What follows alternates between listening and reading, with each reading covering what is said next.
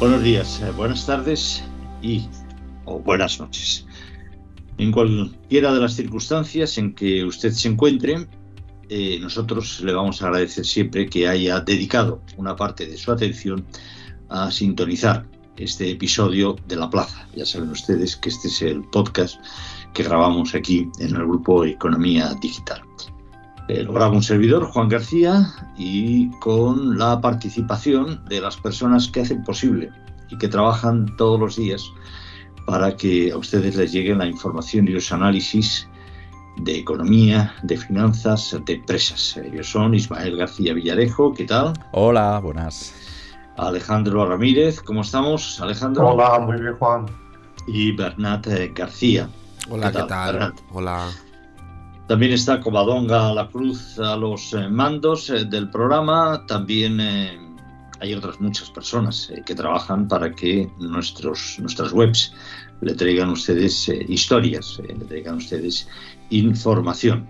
Nosotros, de momento, le vamos a dedicarnos a analizar, a dar una vuelta a esa información. Hoy, día 14 de abril, viernes, tiene en principio dos protagonistas destacados. Quizá a ustedes les suenen un poquitín viejunos si escuchan este programa de aquí a unos días, pero nosotros vamos a aprovechar para ponerlos sobre el tapete de debate. Una es el que el 14 de abril es el Día de la República, es un aniversario de la conmemoración de la Segunda República Española, si no estoy equivocado, y para muchos que lo han cogido como bandera, que evidentemente no conocen nada de lo que supuso ni de las razones que la trajeron, que la impusieron, que la destrozaron la Segunda República, pero que en cambio de una forma, no sé si romántica o infantil, la tienen como un icono de lo que debería ser este país. Pero bueno, hoy, 14 de abril, se cumplen años del advenimiento de la Segunda República en España, y algunos quieren volver a poner el debate sobre si república o monarquía de moda. Bien está, sobre todos los debates.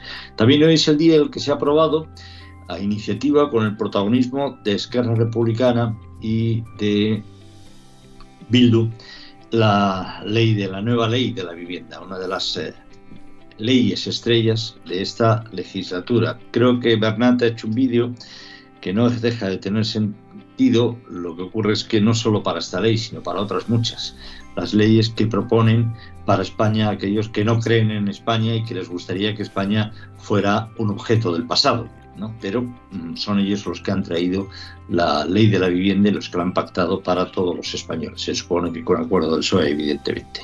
Es el día después de Ferrovial y el día después también de que yo, en particular, pues participara en una fiesta, en la presentación de un libro de un colaborador de La Plaza, de Juan Milián, un libro que ya se lo recomiendo. Me van a permitir ustedes que haga publicidad de este libro, Liberaos.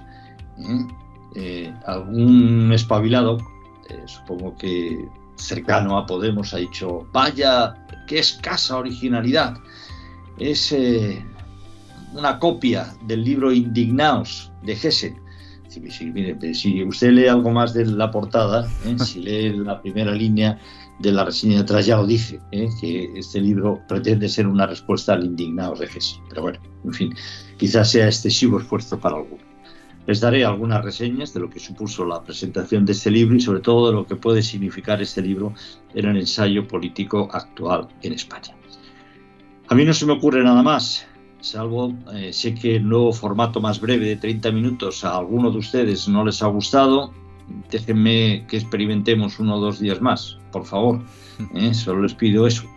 Y sacaremos después conclusiones. Oiga, y si no les gusta, por nosotros no será. Podemos hacer la plaza y tenerla abierta 30 minutos, 30 horas, que no nos pongan a prueba, o si nos apuran ustedes, incluso 30 días. No nos provoquen, no nos pongan a prueba.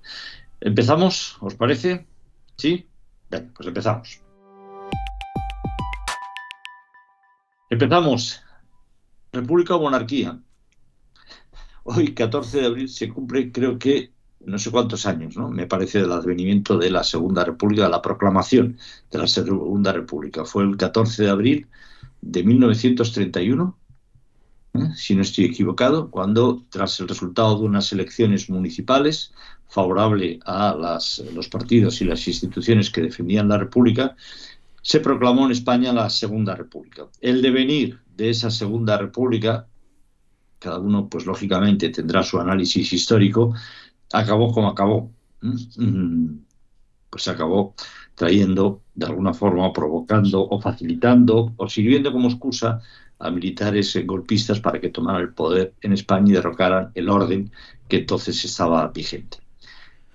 Me llama la atención, ya digo, que de pronto se haya vuelto a poner como de moda, probablemente en parte por faltas de la monarquía, de la institución monárquica en España, pero no descarto que también por algún tipo de ensoñación nostálgica, un poco falseada de lo que fue el régimen bajo la Segunda República. Pero esa es mi opinión. Hay un artículo también en Economía Digital que rememora otro advenimiento, este hace mucho más antiguo, de los 100.000 hijos de San Luis, pero ese es otro cantar. Bernat, Ismael, Alejandro, unos comentarios solo sobre el 14 de abril. No sé si vosotros os vais a poner también un vestido con los colores de la República, como alguna concejala ha hecho en algún acto público o no. Bueno, yo creo que es curioso porque de los últimos años es el que menos pasiones republicanas ha despertado, ¿no? A pesar de que estamos a un mes de las elecciones generales, Municipales. elecciones Municipales. municipales y locales, y una fecha señalada como esta está pasando muy desapercibida por parte de los partidos que suelen hacer mucho ruido, como son Podemos, Izquierda Unida, Esquerra Republicana, Bildu. Curiosamente, ahora que se cumple esta celebración, para el cambio de los signos, hoy 14 de abril, está Esquerra y Bildu, están anunciando un acuerdo en la ley de vivienda, ¿no? Y se están dedicando esta mañana a presentar el acuerdo de la ley de vivienda, hablando sobre si cuándo eres un gran tenedor, cuándo pueden subir las rentas del alquiler, es decir, mucho menos encendido que en otras ocasiones, y también muy atribuible al lío que hay en la izquierda actualmente, ¿no?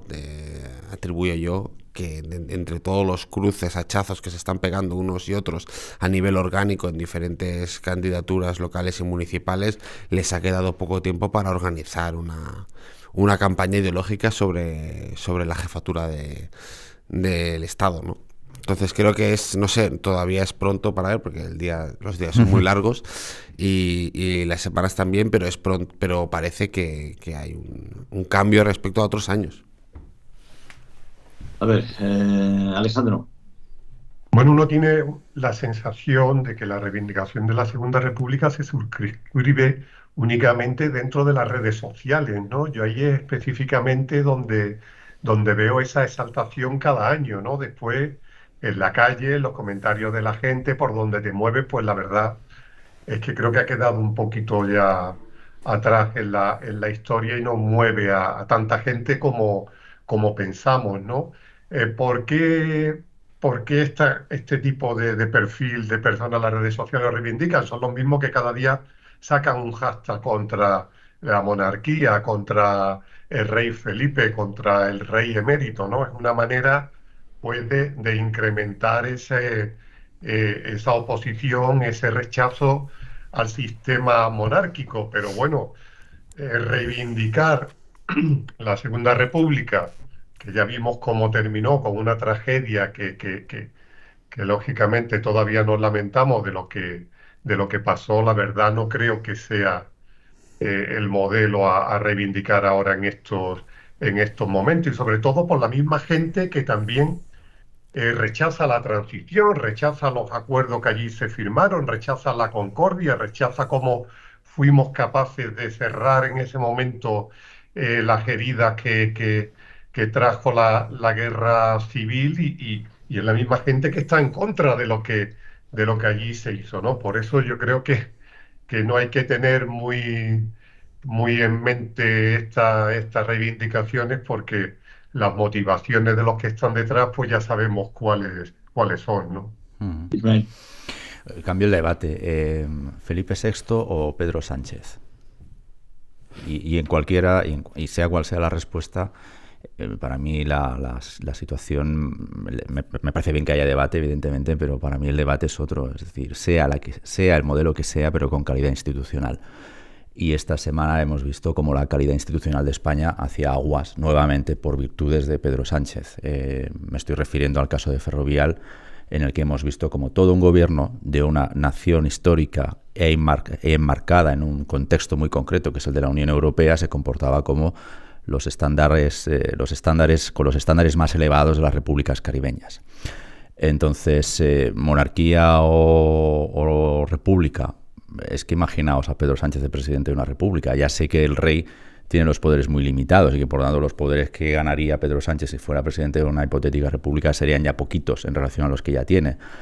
Pero de verdad creo que la reflexión en España hoy en día no está en el modelo en cómo se construye o cómo nos organizamos, que también puede haber debate y debe haberlo. Tenemos cuestiones importantes todavía que abordar, como la organización territorial, pero de verdad el esfuerzo que creo que necesita este país es en volver a una calidad institucional como la que teníamos hace 20 o 30 años. Me estoy refiriendo del 85 al 95, 96, hasta 2004. Quizá puede ser un momento en el que podemos poner el punto de inflexión cuando empieza a decaer una construcción de un país que iba bien, a juicio de prácticamente todo el mundo.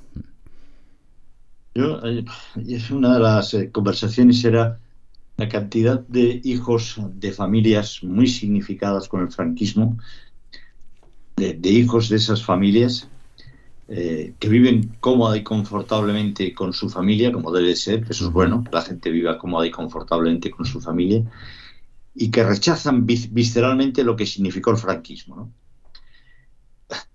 Pero vamos a ver, está claro que el franquismo fue malo, está claro que el franquismo supuso el más grave atentado que se puede hacer contra una sociedad, que es la restricción o la eliminación de las libertades políticas, de las libertades civiles, y por lo tanto no voy a justificar el franquismo. Pero hombre, si usted vive en una familia que ha hecho parte de su patrimonio, que ha convivido hasta emocionalmente con un régimen y usted participa de esto, pues al menos tenga un poco de moderación, ¿no? Porque, sobre todo para criticar una cosa que usted no ha vivido, que usted no conoce más que por libros, por alguna literatura o por lo que le haya contado a alguien.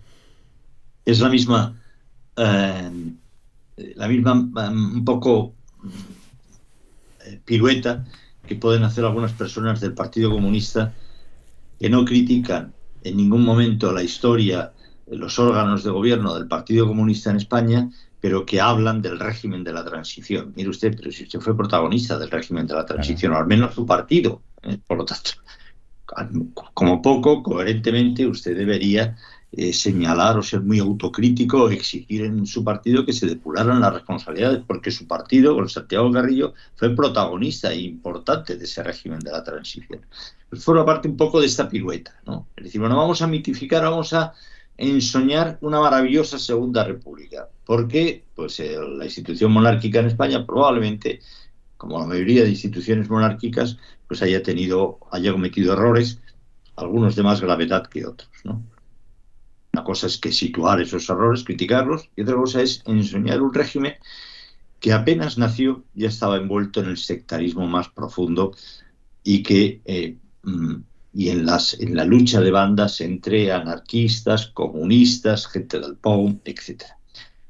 Mire usted, no fue tan maravillosa ni tan idílica, ¿eh? Sí, sería una república, pero tuvo muchísimos defectos, ¿eh? Y trajo, o ayudó, o permitió traer lo que trajo después, ¿eh? Ese demonio que fue el franquismo.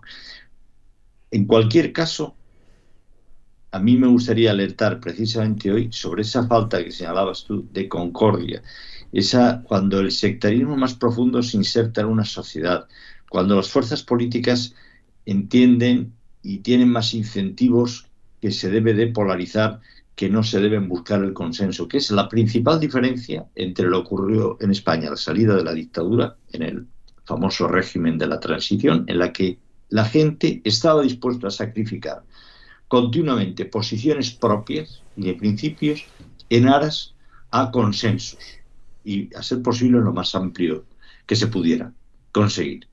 Esa es la diferencia. Hoy en día el consenso estorba.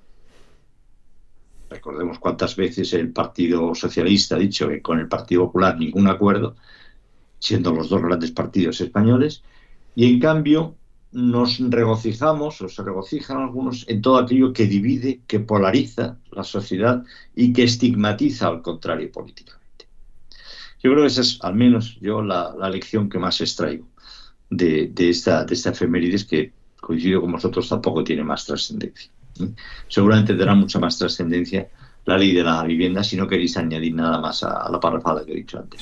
Sí, que yo quiero añadir que hay que recordar también lo mal que lo pasó la gente, ¿no? Porque yo recuerdo en conversaciones con familiares, con familias de otros amigos que vivieron la Segunda República y lo pasaron fatal, porque es que Belarra, Pablo Iglesias, estos son un aficionado comparado con los que allí manejaban el cotarro en los años 30. Y la verdad es que ahora querer reescribir de nuevo la historia, como quieren hacer con autores y con libros del pasado para adaptarla a una realidad que no existió, la verdad es que es un ejercicio poco menos que sorprendente, ¿no?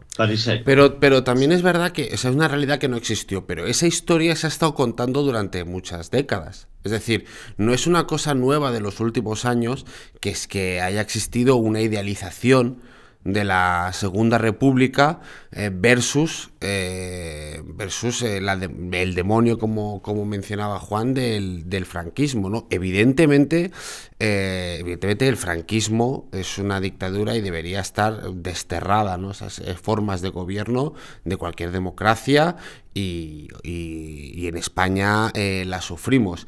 Y la Segunda República era un sistema muy imperfecto, un sistema violento, donde había un turnismo de una democracia, de unos partidos también fuertemente violentos, nacida también una Segunda República del caos y de un levantamiento popular que salió con un monarca escopeteado en el exilio, en comparación con un proceso de transición que es el que hemos tenido ahora.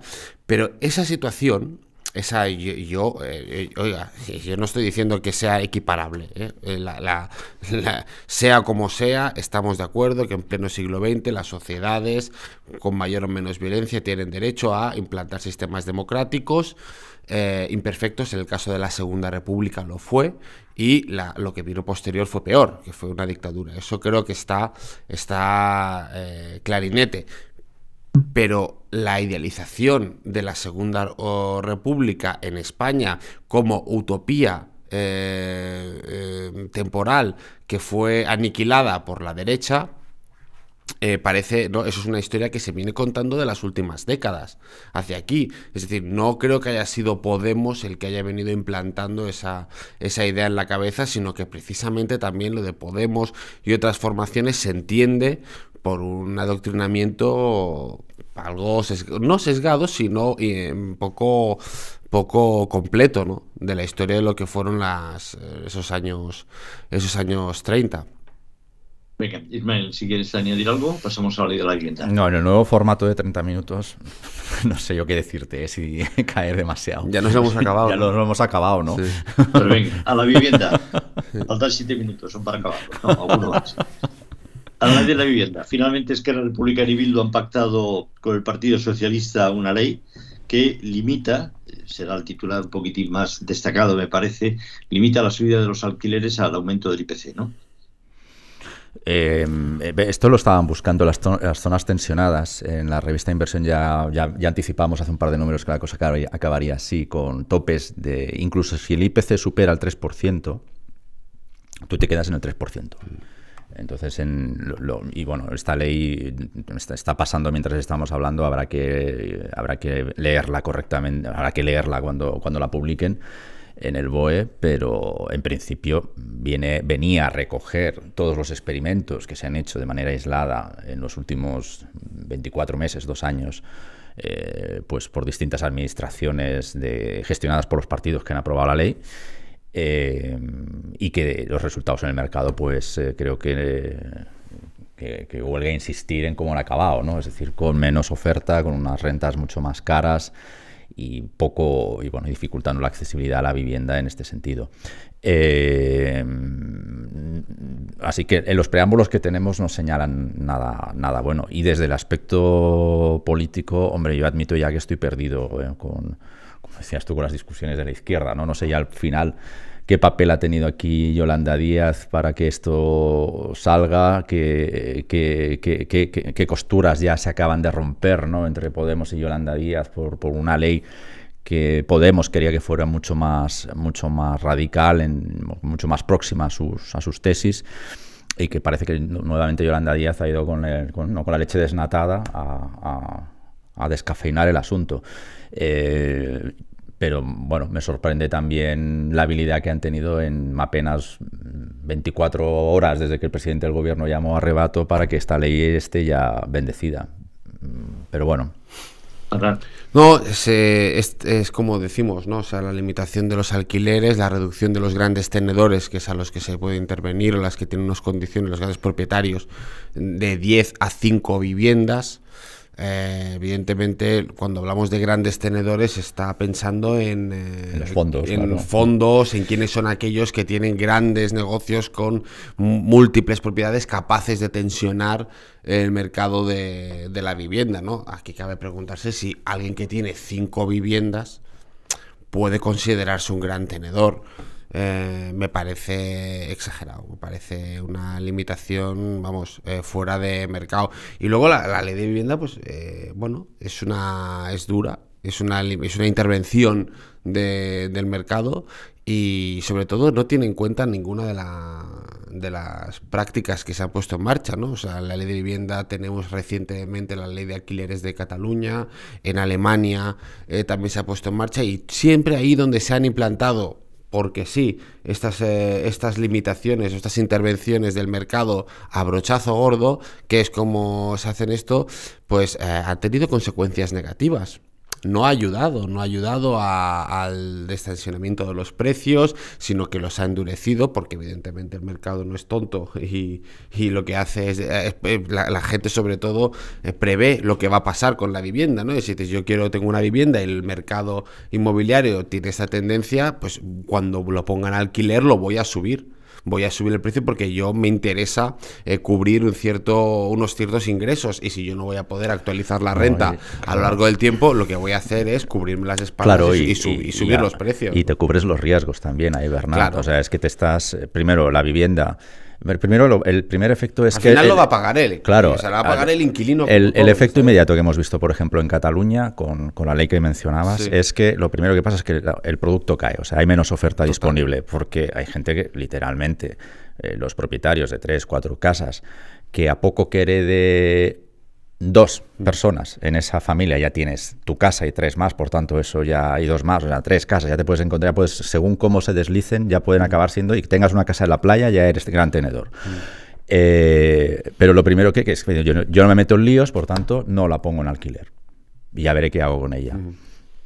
Segundo aspecto, si la pongo en alquiler, lo que hago es salgo de saque con todo el rendimiento que le quiero sacar. Es decir, si esta vivienda creo que le tengo que sacar un 15 o un 20%, eso va de saque, porque luego no lo voy a poder subir.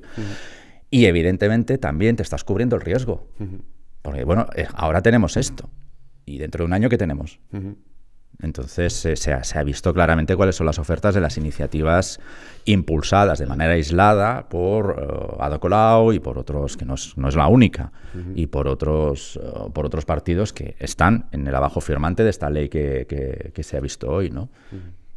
A ver, Alejandro. Además coincide con este acuerdo con la publicación ahora mismo de unas proyecciones del mercado inmobiliario español pues bastante pesimistas. El panorama se presenta este ejercicio. Los últimos datos que han salido de compraventa y de hipotecas pues han registrado un descenso bastante notable, y es verdad que el mercado del alquiler está prácticamente desapareciendo, que alquilar ahora mismo una vivienda en este país es una odisea. Y también vamos a ver el recorrido que tiene la ley, porque muchos presidentes de comunidades Claro. autónomas ya advirtieron que una ley de este tipo no pensaban aplicarla en su comunidad. Así que vamos a ver también el recorrido que puede tener. Ahora estaban compareciendo a la misma hora que grabamos, que Bildu y Esquerra, para dar explicación, y la verdad que, que tengo mucho interés en ver los puntos que han podido colar en esta ley para llegar a este acuerdo exprés, aunque es cierto que este gobierno es especialista en tener un revés e intentar solucionar al día siguiente, ofrecer algo nuevo para tapar un poco el fracaso cosechado. Eres un santo, ¿eh? Te vas ahora a escuchar lo que dicen Esquerra Republicana y Bildu, ¿eh? Porque han apoyado esta ley. Yo creo que esta ley adolece, y eso es lo que me preocupa, de todas las peores virtudes por decirlo de alguna forma, defectos de los que adolece este gobierno. Y es que no sabemos qué problema quiere solucionar esta ley. Sabemos a quién va dirigido. Al propio electorado, a satisfacer los intereses de partidos próximos que necesitan que este gobierno esté dando caña a los que según ellos son los poderosos y esté haciendo leyes formalmente favorables a los más desprotegidos. Formalmente, porque luego la realidad no es así, pero ellos tampoco se preocupan mucho en analizar los efectos de esa realidad. No ha habido ningún análisis en Cataluña, que ya llevamos no sé cuántos años con una ley de la vivienda más o menos parecida, o en la ciudad de Barcelona, no ha habido ningún análisis. Y bueno, vamos a ver, ponemos esto en marcha, vamos a ver qué conseguimos. Los datos dicen que el alquiler se ha encarecido, es por esto, es por otra cosa. Ya no les interesa, ya no hay ningún análisis de eso. Entonces esta ley adolece un poco de lo mismo. ¿Qué se pretende con esta ley? ¿Se pretende realmente meterle mano a un problema grave que hay en España, que es el problema del alquiler de la vivienda, que es un problema grave? Además, en España, un país donde hay muchísimo propietario, donde no hay apenas, donde el mercado de alquiler es muy pequeño respecto a otros países donde se ha puesto una ley de ese tipo.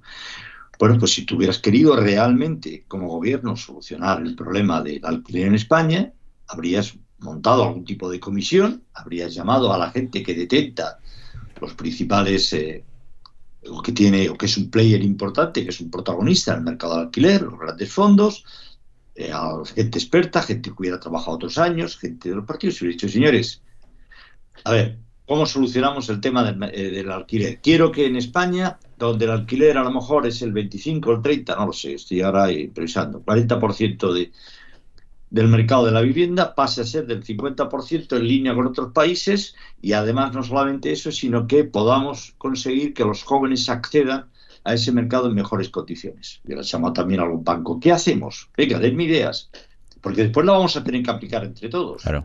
No, nada de eso ha habido. Nada de eso ha habido. Vamos a ver, Bildu, Esquerra Republicana, como se sabe, partidos con una larga experiencia de intervención en el mercado de la vivienda. Hagamos una ley, por mis narices, esta es la ley, estas son las limitaciones que pongo, oye, y ya veremos qué pasa en el futuro. Entonces, una ley que se hace así, necesariamente es una mala ley. A mí me da la impresión que es una ley que lleva muchos meses bloqueada. Es decir, es la ley que lleva... Era la asignatura pendiente. La asignatura pendiente bloqueada desde muchísimo tiempo, que no salía, siempre a vueltas con si Esquerra apoyaba, ¿no? Y curiosamente se desbloquea ayer, ¿no? Se desbloquea ayer y para mí es la importancia de esta ley es una tapadera del caso Ferrovial. O sea, simplemente, y en este... es que no, quita curiosamente, Bernardo. No seas tímido. Es simplemente la fotografía que comentabais antes, el gobierno, todos sus ministros, la agencia tributaria, mandando a la CNMV con un acoso y derribo contra la operación de salida de Ferrovial, viendo que no tenía ninguna incidencia en la celebración de la Junta. Es decir, una junta que quien la escuchó vio que era plácida, que no había entre los accionistas y ninguna de las intervenciones ningún tipo de duda sobre la conveniencia o la legalidad de la operación. Claro, ver cómo una empresa privada tranquilamente y sin hacer ningún tipo de ruido vota irse a Holanda, a la vez que veías a no sé cuántos ministros nerviosos, histéricos, cargando con total impotencia, es una imagen nefasta para un gobierno, porque es un gobierno que intervencionista, es un gobierno enemigo de la libertad empresarial, un gobierno que no va a tener ningún tipo de escrúpulo a la hora de meterse en los asuntos y de intimidar a las decisiones de accionistas y empresarios, y que aún así es incapaz de mover ni un solo voto, que es lo que llevaba entendiendo. Y yo creo que tras confirmar el ridículo que había hecho el gobierno a primera hora de la mañana, se dijo: mañana no puede ser que el tema económico sea Ferrovial y el ridículo que hemos hecho.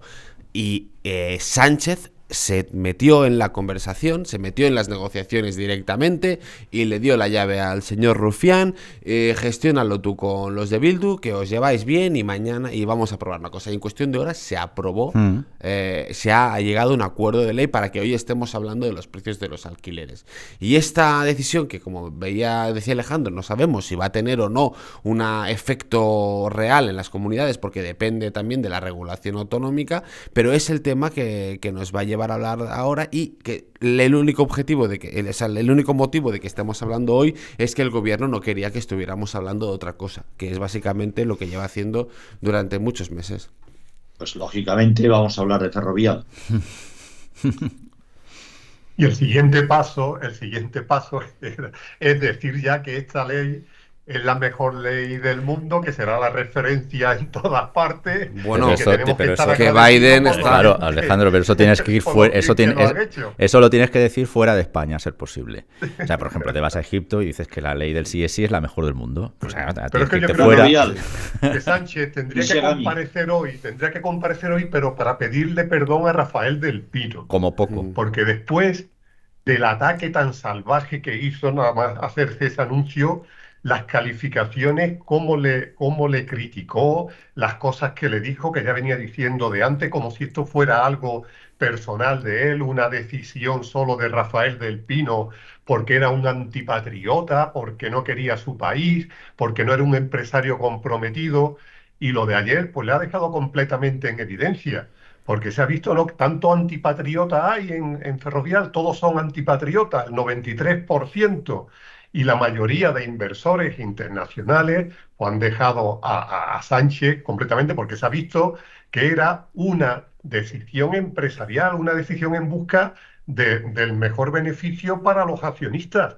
Y por eso esos accionistas, a los que el ministro Bolaño decía que había que contarle la verdad, fijaros, contar la verdad el ministro Bolaño, como si no tuviera que darle información, como si los fondos de inversión internacionales pues no supieran en qué compañía están invertidas y cuáles son sus intereses y dónde ponen el dinero, ¿no? Tiene que venir el señor Bolaño a decírselo. Bueno, ha sido una salvajada lo que ha hecho este gobierno, queriendo cambiar absolutamente todo a través de distintas fases desde que se conoció la noticia, y en todo ha ido fracasando, y el ridículo final con la carta que le enviaron al consejero delegado y con las declaraciones de los ministros, eso ha sido ya tremendo. Por eso digo que hoy tendrían que salir a pedir perdón a Ferrovial por todo lo que han dicho, por todo lo que han hecho, y bueno, y como comentaba Bernat, pues no, la solución es sacarme de la manga una ley que tenía ahí taponada para que la gente se olvide del fracaso de ayer. No a Ferrovial, Alejandro, que vamos a empezar ya, sino a todas las personas, muchas de ellas con un ahorro o con un patrimonio pequeñito, que tienen acciones de Ferrovial directamente o a través de fondos de inversión, a quienes les han podido causar un grave daño. Es que ayer... Porque el gobierno ha amenazado con hacer intervenir a Hacienda cuando sabe que hay 70 razones que pueden permitir a Ferrovial cambiar de sede de un país de la Unión Europea a otro. Pero ¿en qué país bolivariano vivimos que el Hacienda La agencia tributaria está intimidando, diciendo que cuidado, que si hay una decisión libremente, que van a tener, que hay algunas deducciones fiscales por el régimen de fusiones que no se van a poder permitir, que eso va a suponer un sablazo, van a tener que pagar más impuestos, hablando de tapadillo, sin dejar las cosas claras, por aquí, rumorología. O sea, ¿qué tipo de gobierno tenemos que ejecuta este tipo de cosas? Y ayer en la Junta de Ferrovial, si uno escuchaba, o sea, no venía ni de BlackRock, ni de Norges, ni de KKR, ni ninguno de estos grandes fondos era que daban lecciones. Cuando uno escuchaba al pequeño accionista español, al señor que salía ahí, que se pone delante del micrófono porque quiere referirse, no, un señor que sería del barrio de Salamanca o sería del barrio de Aluche o de donde fuera, diciendo, no, perdone, patriota. Voy a explicar lo que es patriotismo. Patriotismo es tener un gobierno y una empresa que cuida a sus accionistas en el libre mercado, en un sistema de libre mercado en el que estamos, donde los españoles, no los grandes fondos, sino los pequeños accionistas, los pequeños ahorradores, tienen sus ahorros en diferentes activos que pueden ser acciones. Cuidar porque ese dinero crezca, porque esos ahorros se desarrollen, eso es ser patriota. Velar porque los activos de los españoles y de los ciudadanos y de los accionistas tengan el mejor desarrollo posible, eso es ser patriota. Y es un mensaje que no lo dijo ni Del Pino, ni ningún fondo, ni nada. Lo dijo un señor que fue ayer y se puso de pie y se le mandó el mensaje más claro a Sánchez. Y eso es, yo creo que la opinión generalizada. Fíjate, yo insisto, cuando hablamos de fondos, la gente no piense, que estoy todo el derecho a pensar, en KKR o en GICO, no, en estos grandes fondos que invierten en infraestructuras.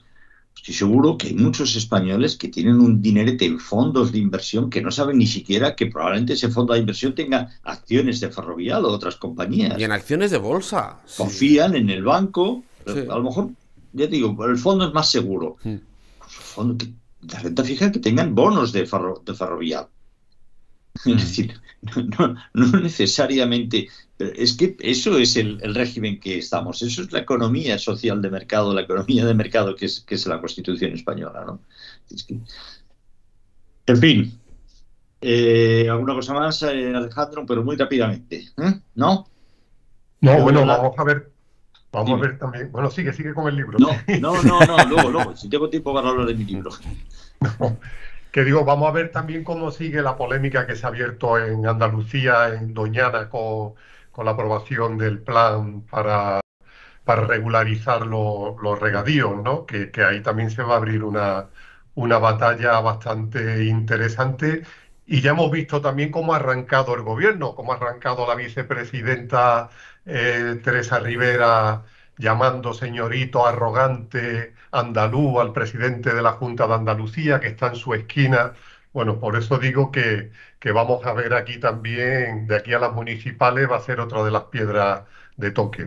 Pues cuando se les ha acabado, porque no hay movilización afortunadamente que 100 años dure, perdón, se les ha acabado la temática de los médicos en Madrid contra Ayuso, pues han pillado lo de Doñana contra el gobierno de Juanma Moreno.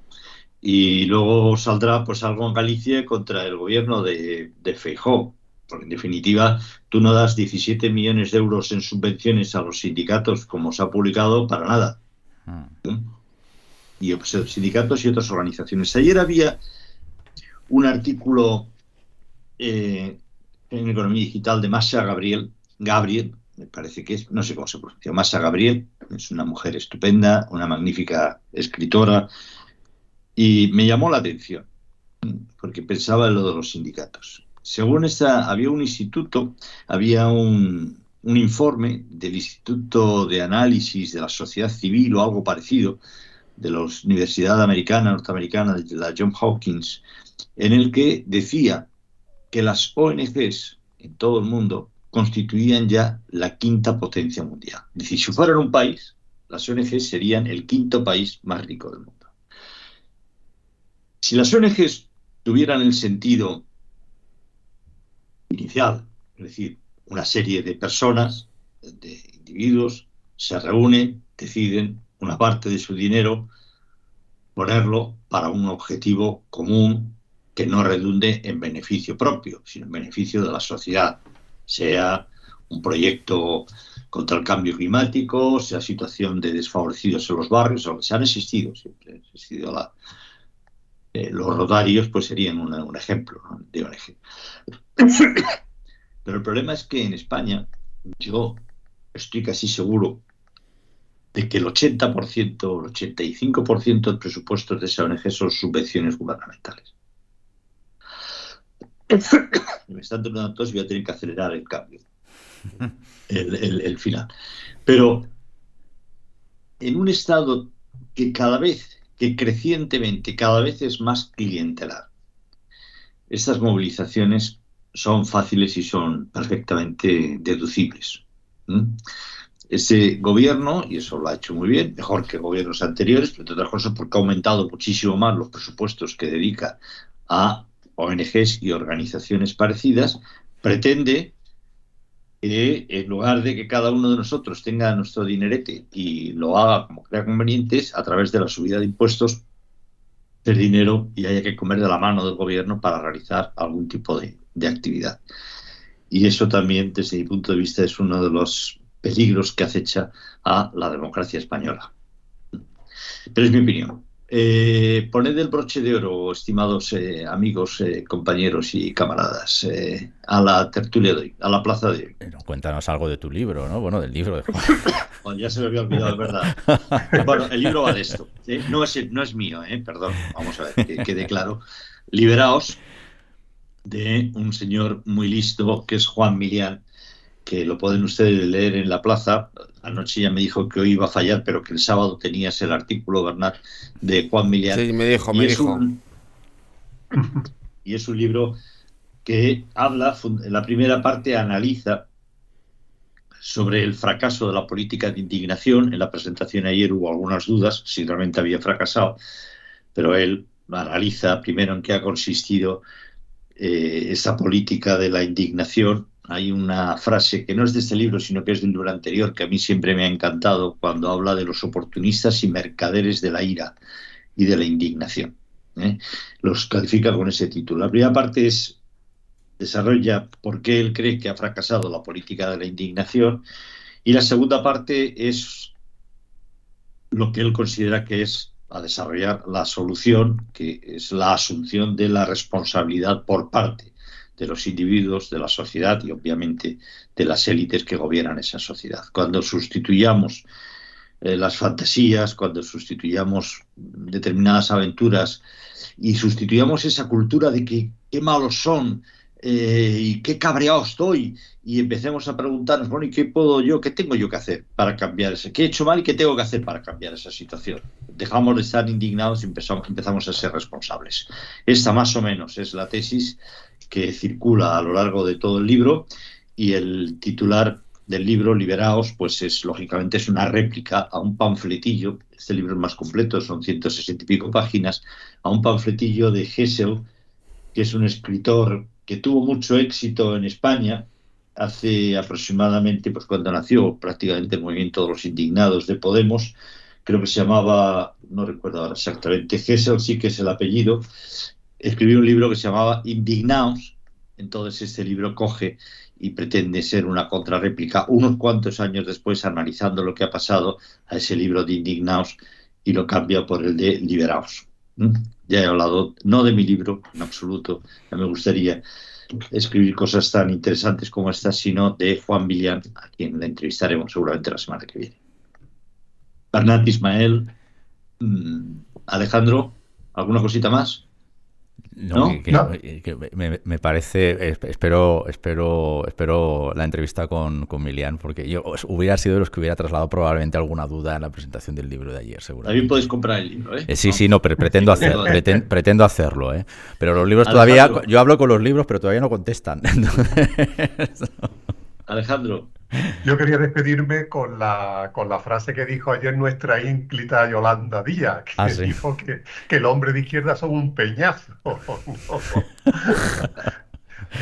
Aunque yo creo que quería decir Pablo Iglesias, no directamente, pero no se atrevió a A personificar. ¿Habéis visto el vídeo promocional de Podemos invitando a la asamblea que van a hacer en Zaragoza, creo que mañana? Sí.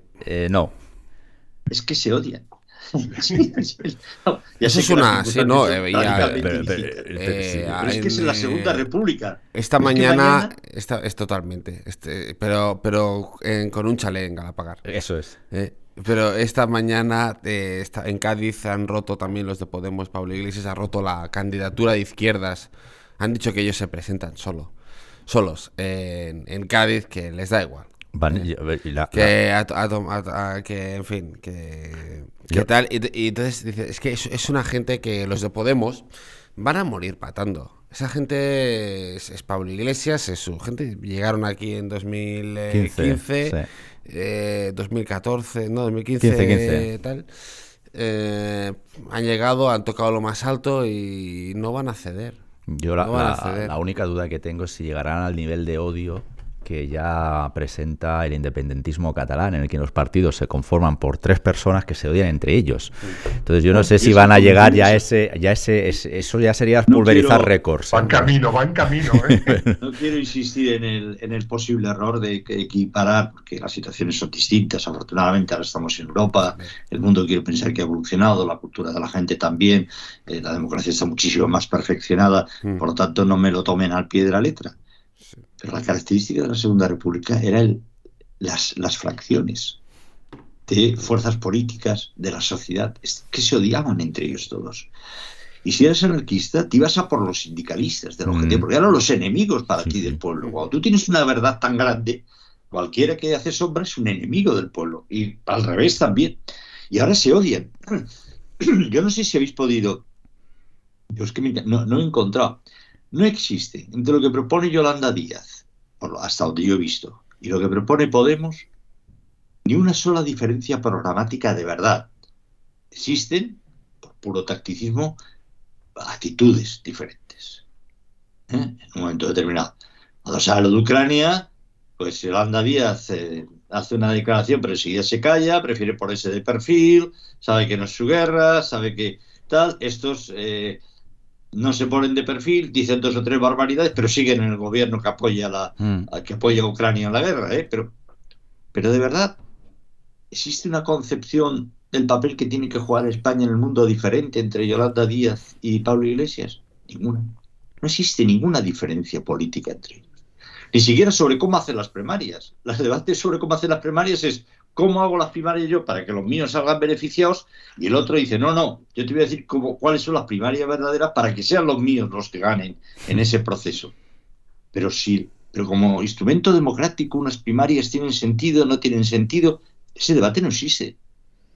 Pero es que y Yolanda... si existe, por favor que alguien me lo haya llegado, yo no lo veo. Es que Yolanda Díaz ha concurrido, han ido juntos, es que forma parte de las confluencas de Podemos, ha sido una de las figuras de la meta de izquierda. ¿Por qué hoy es candidata? Es candidata por pura estética, ¿no? Porque es una persona que ha llegado a ministra, que ha encajado, que a la gente joven le ha gustado, que dice un biquiño y luego interviene los salarios y luego le mete tal. Y ha estado ahí, es una persona que de repente le ha empezado a tratar dulcemente los medios de comunicación y las otras esferas políticas y se ha hecho candidata. ¿Con qué programa? Ninguno, el mismo que el que sopla el viento. E incluso me atrevería a preguntarte si hay alguna diferencia entre los programas de Podemos, los de Pedro Sánchez y los del PSOE y los de Yolanda Díaz. Es una izquierda líquida, meliflua, que legisla o propone a golpe del problema que haya hoy, ¿no? Pues si hoy hay Mercadona, suben los precios, que han subido un 16%, pues es probable que sea Podemos el que diga que hay que intervenir los precios o que sea Pedro Sánchez. O que lo diga de repente, quiere avanzar Pedro Sánchez y diga que va a hacer una ley para intervenir los precios. Hoy en día ya no hay ninguna diferencia entre unos y otros. Pero esa es la ausencia de completamente de acuerdo. Es la ausencia de la política. No hemos podido comentar la propuesta que les está corriendo ahora por la cabeza de la ley del Observatorio sobre los márgenes empresariales. Es por favor. Una aberración. Por favor. Una cosa, pero que ha sido Calviño. Pero es que es lo grave. Es que es Calviño. La derecha del gobierno. Es que es Calviño. No, pero usted va a procurar que no suban. Oiga, le apoyo. Cuando bajen, aquí tiene mi cuenta corriente. La parte alícuota del gobierno me la pone. Pero sí se ha inventado, además, se llama subvención pública. Claro. Venga, queridos, ha sido un placer. Ismael García Villarejo, Bernat García y Alejandro Ramírez. Un placer inmenso. Y también el que tenemos cada vez que alguno de ustedes nos sintoniza, lo escucha, total o parcialmente, y nos dice lo que les venga en gana. Que para eso estamos, para eso esta plaza está, o pretende estar, el mayor tiempo posible abierta. Gracias. Hasta luego a todos.